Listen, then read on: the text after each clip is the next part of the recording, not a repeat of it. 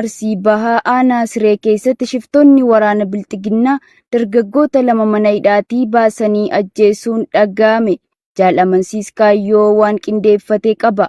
Godina Arsii Bahaa Aanaa Siree ganda Kolobaa Hawaasitti dargaggoota 2 kanneen maqaan isaanii Maammee Aliyyi Bubbaasoo fi Tolaa Jamaal Faayyoo jedhaman dheengadda mudda 10 2025 yakka tokko malee waraana maafiyaa Bilxiginnaan ajjeefamanii gatamu jiraattonni gandichaa raata biyyoolessa Oromiyaaf addeessanii jiru. Dargaggoonni kunneen mana hidhaa magaalaa Aanichaatti darbatamanii dararamaa turuun kan himan jiraattonni guyyaa olitti eerame kana hidhamtoota hedduu keessaa baasuun gara bosonaatti geessanii ajjeesuu dabaluun ifoomsaniiru. Akka jiraattonni gandichaa ifoomsanitti dargaggoonni yakki ajjechaa irratti raawwatame kunneen hirmaattota garee siyaasaa kamiyyuu kan hin taanee fi barattoota barnoota isaanii barachuun cinatti maatii isaanii gargaaraa jiratan yommuu ta'an, waraanni Bilxiginnaa kan seermaleessummaan keessatti dagaage immoo deeggartoota waraana bilisummaa Oromooti jechuun mana hidhaarraa baasanii ajjeesuu dabaluun addeessaniiru. Kana malees jiraattonni dhibbootaan lakkaa'aman mana hidhaa Aanichaa keessatti rakkoowwan garaagaraan dararamaa kan jiran yoo ta'u, isaan keessaa irra guddeessi daa'immanii fi haadholii ulfaa akkasumas kanneen hoosisan ta'uu fi achi keessattis rakkoowwan hanqina nyaataa, bishaan dhugaatii fi bakka bultii irraa kan ka'e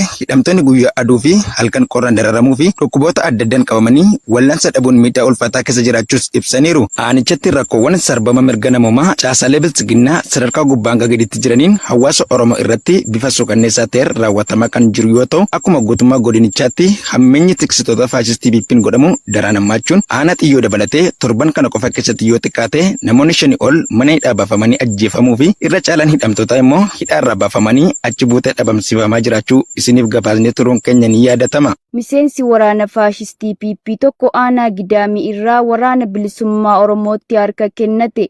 Jaalwabii biyyaa dabalata qaba.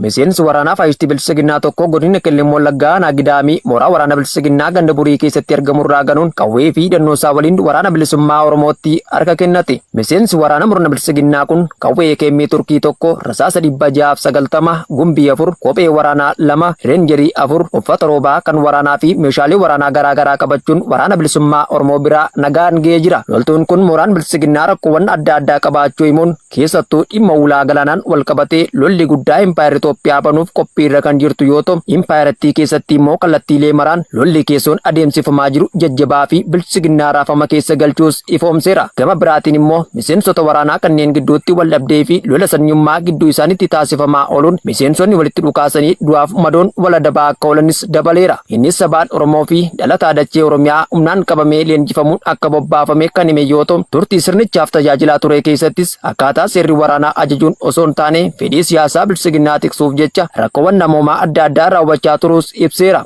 Murni Bilxiginnaa ergaa waggoota 7 darban eegalee lolaan waraana bilisummaa Oromoo injifachuu dadhabuu irraa kan ka'e bakkeewwan maratti saba Oromoo gandaa fi lagaan qoqqooduun kanneen siyaasa isaatti hin amanne homaa waraanaa itti duulchisuun akka nuti miidhaa uummata irratti raawwannuuf nu qajeelcha kan jedhe loltuun Bilxiginnaa duraanii kun keessumaa sabaan Oromoo taatee paartii Bilxiginnaa hin deeggartu taanaan tarkaanfii ajjechaatu sirratti fudhatamas jedheera. Kanuma sababeeffachuun ilaalcha jibbaa fi diinummaa murni Bilxiginnaa uummata Oromoof qabu hojii isaarraa hubachuun gooticha waraana bilisummaa Oromootti dabalamuu kan hime loltuun Bilxiginnaa duraanii kun carraa argatetti fayyadamee waraana bilisummaa Oromoo waliin ta'uun diina saba Oromoo kan ta'e Bilxiginnaa loluuf qophii ta'uu isaa ibseera. Dhuma irrattis ilmaan Oromoo meeshaa diinaa baatanii aangoo irratti nama tokkee tiksuuf jecha haadhaa fi abbaa akkasumas obboleeyyan isaanii ajjeesaa fi saamaa oolaniin yeroon kun kan tokkummaan dammaqanii saba ofii gabrummaa diinaa jalaa baasan malee kan diina wajjin saba ofiitti duulanii miti jechuun qawwee fi hidhannoo keessan qabadhaati yeroon gara qabsoo saba keessanii ABO'n gaggeeffamaa jirutti dabalamaa jechuun dhaamsa Oromummaa dabarseefii jira. Godina Iluu Abbaa Booraa aanaa Daarimuu keessatti waraana gabroonfataa PP'n dargaggoonni jumulaan ukkaanfamaa jiraachuun dhaga'ame. Guutuu gabaasichaaf Jaalkennaa Saba. Godina Iluu Abbaa Booraa aanaa Daarimuu gandoota Farsii fi Gumgummii keessatti muddee 11 2025 waraanni gabroonfataa murna Bilxiginnaa aanaa Algeessachii irraa ganama barraa kana bobba'uun gandoota eerame kanneen keessatti dargaggoota ukkaamsaa turuu fi hawaasni sodaa kanaan qe'ee fi qabeenya gadi lakkisuun heddumminaan baqachaa akka turan maddeen qabatamoo onichaa arraata biyyoolessa Oromiyaatti himan. Ganda Gumgummii bakka addaa garee Omboottoo jedhamu keessatti dargaggoota murna kanaan ukkaanfaman keessaa muraasni maqaan nu qaqqabe Mujaahid Hordofaa, Muraadoo Tasammaa, Jamaal Tasammaa, Ajaa'ib Tasammaa fi kanneen maqaan ammaaf nun qaqqabin hedduu ta'uu dubbatu. Dargaggoota ukkaanfaman kana eessa akka isaan buusan wallaallee jira ta'us ammoo kanaan dura illee irra deddeebin waraanni murna maafiyaa PP dargaggoota abdii egeree ta'an danuu jumlaan qabuun mana dararaa isaanitti darbachuu gara mooraa leenjii waraanaa empaayerattiitti guuraa turuu fi gariin ammoo ajjeesee gataa turuu hordofee hireen dargaggoota kanneen sana keessaa tokko ta'uu hin oolu jechuudhaan yaaddoo qaban ibsatu. Waraanni murna biltsiginnaa ergama gooftaa isaanii Koloneel Abiy Ahmed fudhachuun Oromiyaa dirree jeequmsaa gochuun jireenya uummataa gaddaan haguuganii jiran dargaggoota dirqamaan ukkaamsuun gara adda waraanatti erguun akka dhiiga ilmaan haadha hiyyeessan umurii aangoo isaanii dheereffachuuf hojjechaa jiran kan beekamudha. Lixa Shaggar aanaa Meettaa Roobii keessatti waraanni murna maafiyaa PP uummata dararuu hammeessan. Jaaleeraan Gameessaa dabalata qabdi. Lixa Shaggar aanaa Meettaa Roobii ganda Warqee Waleensuu jedhamu keessatti muddee 9/2025 waraanni bilxiginnaa maqaalee dharaan uummata dararaa akka turan jiraattonni gandichaa arraata biyyoolessa Oromiyaaf addeessanii jiru. Akka jiraattonni jedhanitti waraana bilisummaa Oromoo quunnamtu odeessa laattuuf ni nyaachiftu jechuun uummata nagaan araddaa isaarra jiraatu xiqqaa fi guddaa osoo hin jenne jumlaan walitti qabanii reebicha hamaa irratti raawwachaa turuu dubbatu. Afaan qawweetti dhimma ba'uun eebuu aangoof qabu guuttachuu irratti kan argamu mataan bilxiginnaa Abiy Ahmed ergamtoota isaa summii jibbaa itti biifuun leenjisee Oromiyaa keessa bobbaasuun uummata Oromoo irratti hidhaa, dararaa, reebicha ulfaataa, ajjeechaa fi gochoota ciiggaa'isoo biroo raawwachiisaa turuu fi jiraachuun isaa dhugaa hin haalamneedha. Mootummaan waraanaa Miyaanmaar haleellaa qilleensaa hospitaala irratti raawwateen namoonni kurnaniin ajjeefaman.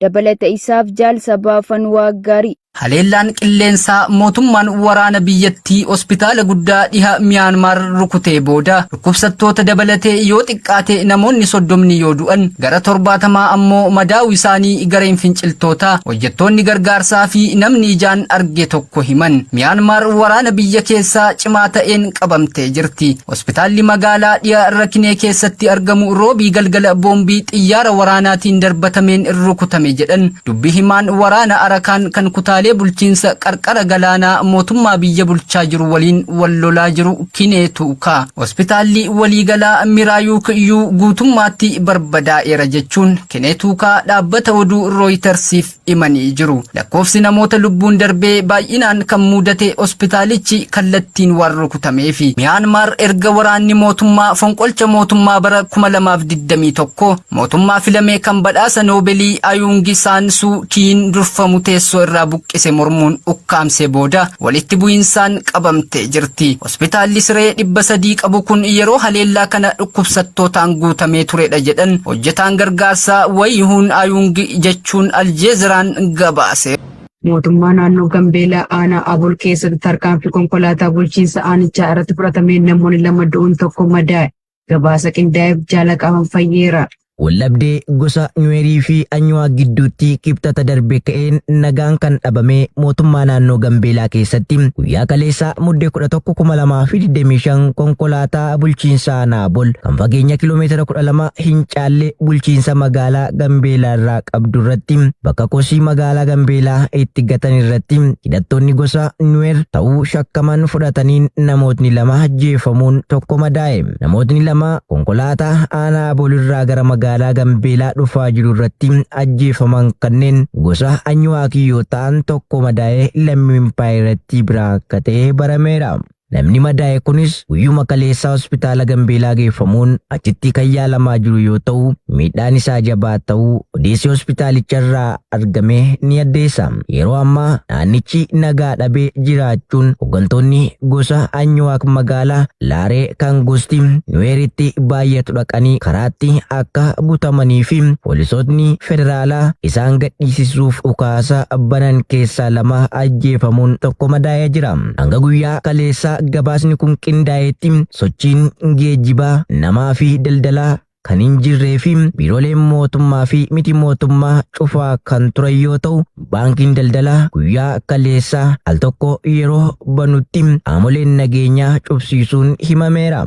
Damballaash Gabra Mikaa'el Laggasee Tulluu, Fiqaaduu Tasammaa, Abiy Ahimad fi kanneen biroo Itoophiyaan nagaadhaa jedhanii fakkii gadhee ishee garagalchanii dubbatanis dhugaan lafa jiru garuu miidiyaa jalaa dhokotee guyyaa afuraffaa magaalaa Gambeelaa fi aanaaleen naannichaa nagaa dhabanii naannoo jiraachuuf balaa ta'etti jijjiiramaa jiraachuun mul'achaa jira.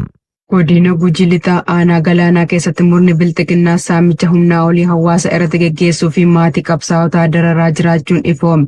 Guutuu gabaasichaaf Jaalwabii Biyyaa.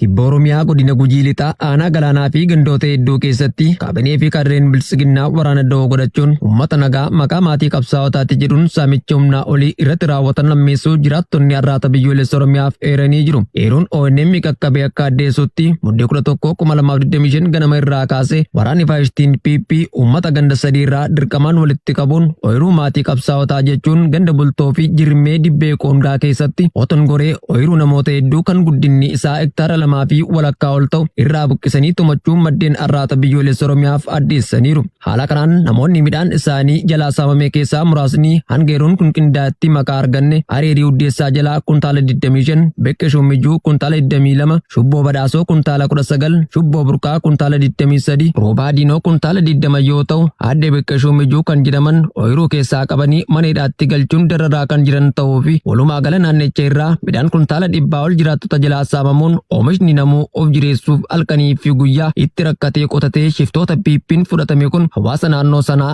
muffii guddaa keessa galchuus bakka itti iyyatan dhabanii irarfamaa jiraachuu dubbatu. Godina Matakkal aanaa Bulanii fi Waambaraa keessatti waraanni Impaayar Itoophiyaa ajjeechaa fi gochoota farra namummaa uummata nagaa irratti raawwachaa jiraachuun barame. Jaalii yaadannoo Oromiyaa dabalata qaba. Godina Matakkal aanaa Bulanii fi Waambaraa keessatti waraanni bilisiginnaa uummata nagaa ajjeesuu, saamuu, manneen jireenyaa gubuu fi qeerraa buqqisuu hordofee hawaasni lubbuu ofii baafachuuf jecha gara gammoojjiitti baqatanii dhokachaa jiraachuun himame. Akkuma kanaan hidhattoonni bilisiginnaa kun hawaasa Oromoo naannichaa akka isaan tajaajila hawaasummaa kanneen akka mana yaalaa, mana barnootaa fi gabaa hin arganne dhorkuun haadholiin ulfaa fi daa'imman mana yaalaa dhabuun lubbuun darbaa jiraachuu maddeen bakkichaa ONM itti himaniiru. Haaluma kanaan godina Matakkal aanaa Waambaraa ganda Wagdii bakka addaa bishaan buufaa jedhamutti dubartii ulfaa tokko da'umsa irratti sababa hidhattoonni PP mana yaalaa deemuu dhorkaniif jecha lubbuun ishee darbuu fi aanaa Bulan ganda Baqujjii bakka addaa Dooraa keessatti immoo daa'imni ganna 10 kutaa 4ffaa baratu kan maqaan isaa Phaawulos Ayyaanaa jedhamus dhukkubsachuun mana yaalaa waan dhorkameef lubbuun isaa darbuu maddeen dabaluun addeessaniiru. Dabalataanis aanichuma ganda Gochor keessatti waraanni bilisiginnaa xiqqaa fi guddaa osoo hin jedhin duguggaa sanyii uummata nagaa irratti raawwatu kun daa'ima ganna 12 maqaan isaa Gaaddisaa Ayyaruu jedhamu maqaa hidhata waraana bilisummaa Oromoo qabda jedhuun rasaasa itti roobsuun ajjeesanii deemuun barameera. Akka maddeen bakkichaa jedhanitti waraanni bilisiginnaa kun ilmaan Oromoo rasaasaan ajjeesuutti dabaluun haadholii ulfaa akka isaan mana yaalaa hin geeffamne godhanii gochoota farra namoomaa hedduu uummata irratti raawwachuu fi jibbiinsa sanyii uummata Oromoof qabu ifatti mul'isaa jiru jechuun har'aata biyyoolessa Oromiyaatti himaniiru. Murni jibbiinsa sanyii uummata Oromoof qabuu fi tarsimoo siyaasaan uummata Oromoo balleessee Oromiyaa qoqqooddachuun saamuu jedhu baafatee socho'u bilisiginnaan hidhattoota isaa ilmaan Oromoo irratti bobbaasuun ajjechaa suukanneessaa fi gochawwan farra namoomaa hedduu raawwachaa jiraachuu irra deddeebiin gabaasaa turuun keenya kan yaadatamudha. Lixa Wallaggaa aanaa Qondaalaa keessatti waraanni PP uummata dararuu fi hidhuu hammeessan. Jaalsabaaf hawaa gaarii waan qindeeffate qaba. Godina Lixa Wallaggaa aanaa Qondaala ganda Shuuraa Marammoo jedhamu keessatti muddee 9/2025 waraanni gabroonfataa sirna bilisiginnaa manneen uummataa irra deemuun yakka tokko malee uummata nagaa jumulaan qabuun waajjira poolisii aanichaatti hidhanii dararaa jiraachuu jiraattonni himan. Namoota hidhamuun dararamaa jiran keessaa muraasni maqaa arganne Abduu Ankoo Nasiral Fiqaaduu, Sayid Kuuraa Ahmed Tamaamaa, Osoomaa Tamaamaa Fiqaaduu Maammoo fi kanneen biroo hedduun akka jiran jiraattonni naannichaa addeessanii jiru. Tooftaalee garaagaraa bocuun kallattii ittiin uummata Oromoo gabroomsuun isaaf mijatu maraan ergamtoota isaatti dhimma bahuun saamaa, dararaa jumulaan ukkaamsaa, gariin ammoo haala suukanneessaan ajjeesuun gatanii bineensa nyaachisuu isa duriin olitti haalaan ammeessanii jiraachuun isaanii dhugaa ifa jirudha. Mootummaan Bulgaariyaa mormii uummataa booda aangoo gadhiise. Dabalata isaaf jaal erguu dhugaa. mootummaan Bulgaariyaa imaammata diinagdee ishee fi malaammaltummaa ittisuu dadhabuu jedhamee yaadamu mormuun torban hedduudhaaf daandii irratti mormii gaggeeffamaa ture hordofuun aangoo gadi dhiiseera. Muummichi ministeeraa Roozen Zeliyaaskoof ibsa televezyiiniin kamisa kaleessaa kennaniin kaabineen isaanii aangoo gad dhiisuu kan beeksisan yoo ta'u kunis paarlaamaan yaada amantaa dhabuu irratti sagalee kennu isaa daqiiqaa muraasa dura ture. Bulgaariyaan amajjii tokko naannoo Yuurootti makamuuf torban muraasa dura aangoo gad dhiisuun kun kan raawwatame. Gamtaan keenya wal argine haala yeroo qormaata nu mudatuu fi murtee itti gaafatamummaadhaan murteessuu qabnu irratti mari'anne jechuun Zeliyaaskoof murtee mootummaan aangoo gad dhiisuu beeksise. Fedhiin keenya sadarkaa hawaasni eeguu irra jiraachuudha jedhan aangoon sagalee uummataa irraa madda jechuun dubbatan. Lammiileen Bulgaariyaa kumaatamaan lakkaa'aman roobii galgala Soofiyaa fi magaalota biroo kudhanootaan lakkaa'aman guutuu biyyattii galaana gurraacha keessatti hiriira ba'an. Hiriira wal duraa duubaan geggeeffame keessaa isa dhumaa kan muufannaa uummanni malaammaltummaa fi mootummoonni wal duraa duubaan dhufan hundee irraa buqqisuu dhabuu isaanii jala sarare. Torban darbe mootummaan Zeliyaaskoof karoora baajata bara 2026 kan jalqabaa yuuroodhaan wixinee ture. Sababa mormii kanaan ofirra deebiseera. Paartileen mormitootaa fi dhaabbileen biroo baasii mootummaa olaanaa ta'e maallaqaan gargaaruuf gumaacha wabii hawaasummaa fi gibira bu'aa qoodame irratti kaffalamu dabaluuf karoora qaban mormaa akka jiran himanii turuu Al Jazeeraan gabaaseera.